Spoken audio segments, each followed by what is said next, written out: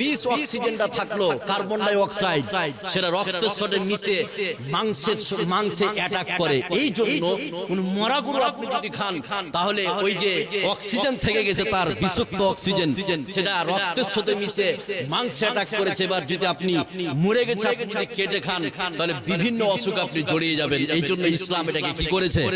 কথা বলুন, হারাম করেছে। কিন্তু মাছ তো পানির ভিতরে থাকে, এই জন্য তার অক্সিজেন ছাড়া বা টানা বিশুদ্ধ আপনার বিষাক্তর ব্যাপারটা মাছের বিষয়ে কথা বলুন নাই। এই জন্য মাছকে হালাল করে দিয়েছে কে? কথা বলুন, হালাল করেছে কে? আল্লাহ।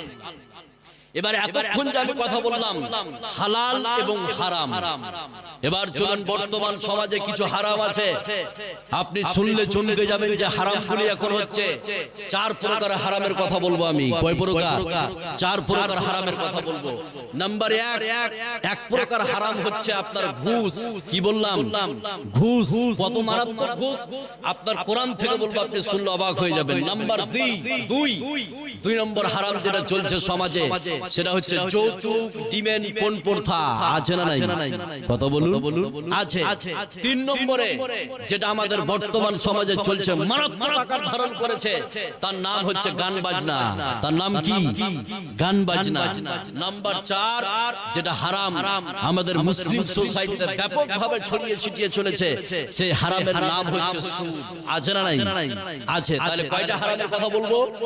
4টা হারাম। শুনতে রাজি আছেন আপনারা ভাই? রাজি আছেন। এবার চলুন একটা একটা করে বলি, একদম খুব সহজ করে বলে দিই যাতে করে আপনাদের মাথায় ঢুকে যায়। 4টা হারামের কথা বলবো। নাম্বার 1, এই বিশ্বে পৃথিবীতে সব থেকে যেটা মারাত্মক আকার ধারণ করেছে সেই হারামের নাম হচ্ছে সুদ। সে হারামের নাম কি? সুদ। কত মারাত্মক!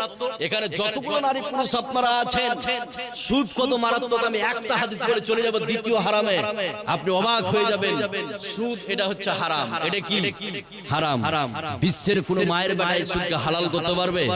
কথা বলুন, পারবে না। আপনি যেভাবে খান না কেন এই সুদকে চিরতরে হারাম করে দিয়েছে কে? আল্লাহ।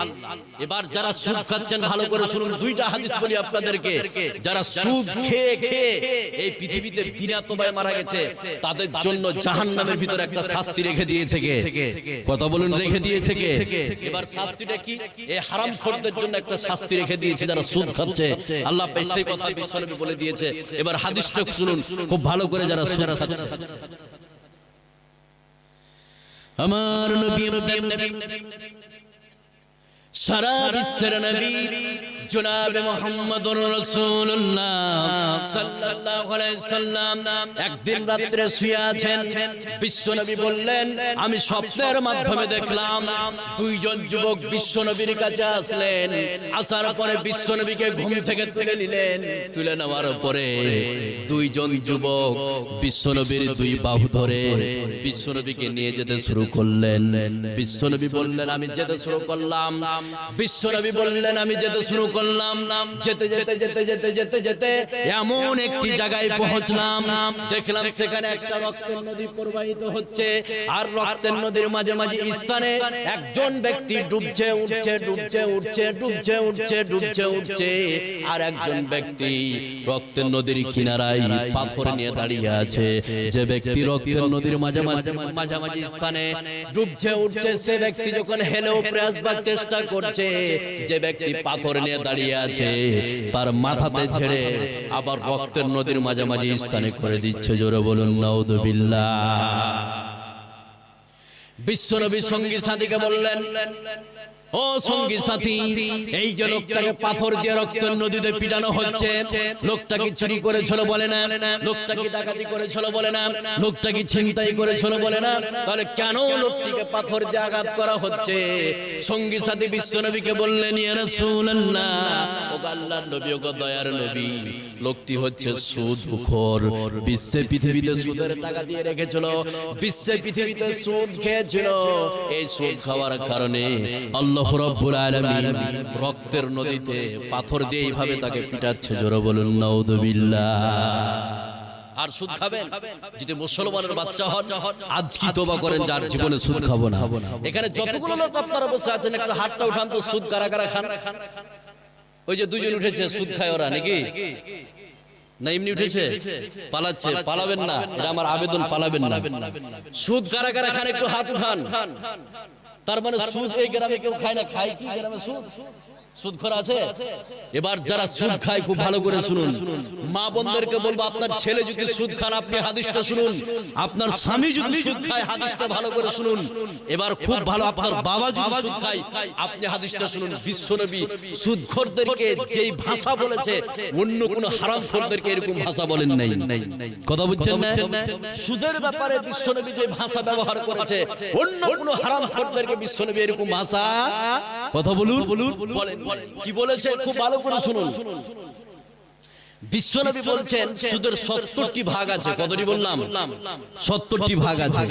তার মধ্যে সুদের যেটা সবথেকে বড় ভাগ সেটা হচ্ছে ফাইল্লাম তাফালু ফাদানু বিহারবিন মিনাল্লাহি ওয়া রাসূলিহি। যে ব্যক্তি সুদ খায় সে যেন আল্লাহ এবং আল্লাহ রাসূলের বিরুদ্ধে যুদ্ধ ঘোষণা করেছে। নাউজুবিল্লাহ বলবেন না? তার মানে সুদখোরদের চোখে আল্লাহ হচ্ছে দুশমন, রাসূলও হচ্ছে দুশমন। নাউজুবিল্লাহ বলবেন না? এটা হচ্ছে সুদের সবথেকে বড় স্তর। এবার সুদের সবথেকে ছোট স্তর কোনটা? মা বোন খুব ভালো করে শুনুন, সুদের সবথেকে ছোট স্তর কোনটা? এবার হাদিসটা বলছি। আলবানী যে হাদিসটাকে সহিহ বলেছে, আমার নবী সারা বিশ্বের নবী জনাবে মুহাম্মদুর রাসূলুল্লাহ সাল্লাল্লাহু আলাইহি সাল্লাম বলেন, শুনে নাও। বিশ্ব নবী বললেন সুদের 70টি স্তর আছে। সুদের সব থেকে যেটা ছোট স্তর, বিশ্ব নবী বললেন শুনে নাও, যে ব্যক্তি সুদ খায় সে যেন তার মায়ের সঙ্গে জেনায় লিপ্ত হয়। বিশ্ব নবী বললেন শুনে নাও, বিশ্বের পৃথিবীতে যে ব্যক্তি সুদ খায় সে যেন তার মায়ের সঙ্গে জেনায় লিপ্ত হয়। বিশ্বনবী বললেন যে মা 10 মাস 10 দিন পেটে ধারণ করে এই পৃথিবীতে ডেলিভারি করে 2 বছর দুধ পান করিয়েছে, বিশ্বনবী সে মায়ের কথা বলছেন। নবীজি বলছেন যে ব্যক্তি সুদ খায় সে যেন তার মায়ের সঙ্গে জেনা করে। বিশ্বনবী যে কথা বলেছেন অন্য কোনো হারামখোরদের ব্যাপারে এরকম বলে নাই। জোরে বলুন নাউযুবিল্লাহ। আর সুদ খাবেন? তওবা করুন, যার জীবনে সুদ খাবো না, এটা একটা হারাম। নাম্বার 2, 4টি হারামের কথা বলতে চেয়েছি, উঠছেন না ভাই? উঠবেন কি আপনারা? এই কথা বলুন, না শুনে উঠে চলে যাবেন? যাইন না। এবার 4টি হারামের কথা বলেছি আমি, একটা বলা শেষ। নাম্বার 2 যেটা হারাম এই বর্তমান সমাজে চলছে তার নাম হচ্ছে ঘুষ। তার নাম কি? কথা বলুন, ঘুষ। এবার ঘুষখোরদেরকে কি করে চিনবেন যে এটা ঘুষখোর? আমি 4টি আলামত বলছি। কয়টি? কথা বলুন, 4টি আলামত আপনাকে বলছি। তারপরে যারা ঘুষ খাচ্ছেন খুব ভালো করে শুনুন, তাহলে দুটো বলা শেষ হয়ে যাবে। তারপরে আমি বলবো গান বাজনা, তারপরে বলবো যৌতুক। সব কোরআন থেকে বলবো, আপনি অবাক হবেন। খালি একটু ধৈর্য ধরুন। তাহলে 2 নম্বরে যেটা আমি বলি মা বোনদের ব্যাপারে বলে দিই 2 নম্বরটা, তারপরে আমি 3 নম্বরটা ঘুষের ব্যাপারে বলবো, যেহেতু মা বোনদের ব্যাপারে অনেক সময় বলা হয়নি অনেকক্ষণ থেকে। 2 নম্বরে যেটা আমি বলি, এই বিশ্বের পৃথিবীতে যে হারাম চলছে, যে হারামের নাম হচ্ছে যৌতুক, ডিমেন, পণ প্রথা। আছে না নাই? যৌতুক, ডিমেন, পণ প্রথা আছে নাকি? ডিমেন নাই বিয়েতে আপনাদের দিকে? আছে? এবার ভালো করে শুনুন, যতগুলো লোক আপনারা আছেন যারা বেটার বিয়ে দিয়েছেন, কারা কারা বিয়েতে যৌতুক ডিমেন নিয়েছেন একটু হাত উঠান তো ভাই। যে আমি নিয়েছি বেটার বউ, বেটার বিয়েতে যৌতুক বা ডিমেন। কে নিয়েছে? কেউ নাইনি? এবার শুনুন ভালো করে, যারা যৌতুক এবং ডিমেন নিয়েছে খুব ভালো করে শুনুন। যৌতুক এবং ডিমেন নারীর জন্য হচ্ছে এক মরণ ব্যাধি। নারীর জন্য কি? মরণ ব্যাধি। নারীর জন্য এক মরণ ক্যান্সার। আজকে এই নারীরা এই যৌতুক নামে ক্যান্সারে জর্জরিত হয়ে হাজারো মহিলাকে আপনি পাবেন, যে মহিলারা আজকে পতিতালয়ে বিভিন্ন জায়গায় মহিলারা চলে যায়। আছে না নাই? কথা বলুন, আছে। খুব ভালো করে শুনুন, এই যৌতুক হচ্ছে নারীর জন্য এক মরণ ব্যাধি। এই যৌতুকে ডিমের হচ্ছে নারীর জন্য এক মরণ ক্যান্সার। আজকে এই ক্যান্সারে, এই যৌতুকে বিশ্বের মহিলারা জর্জরিত হয়ে হাজারো মুসলিম মেয়েকে পাবেন ফাঁসি দিয়ে মারা যায়, বিষ খেয়ে মারা যায়। আর হাজারো বড় বড় পতিতালয়ে দেখবেন মুসলমানদের মেয়েকে পাওয়া যায়। আছে না নাই? আছে।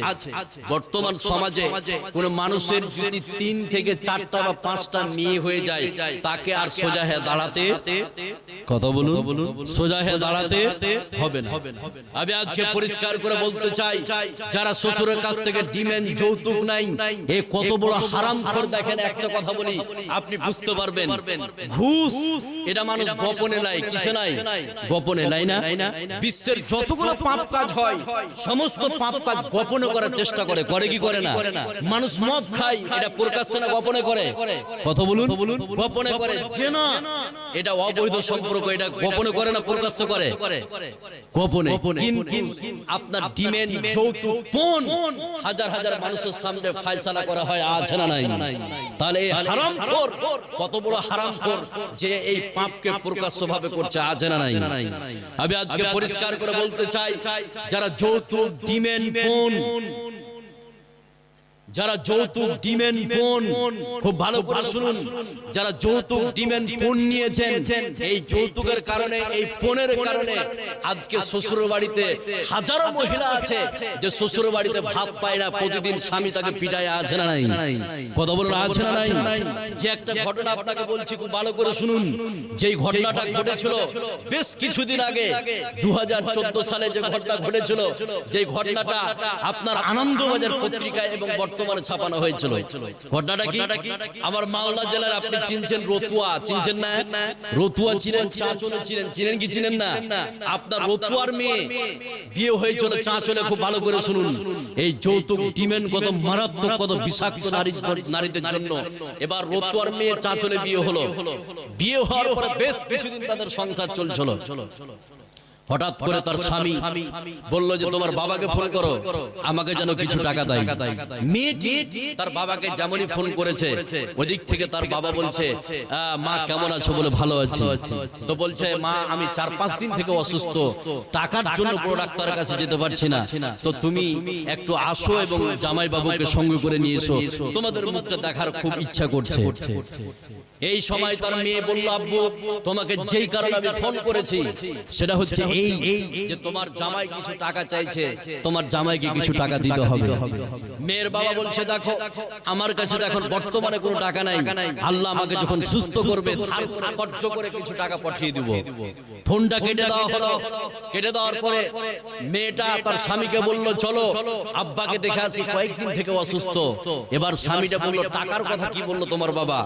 এবার মেয়েটা বলল, দেখো আব্বা অসুস্থ, অসুখ যখন সারবে ঠিক কয়েকদিন পরে ধার করে কর্জ করে কিছু টাকা পাঠিয়ে দিবে।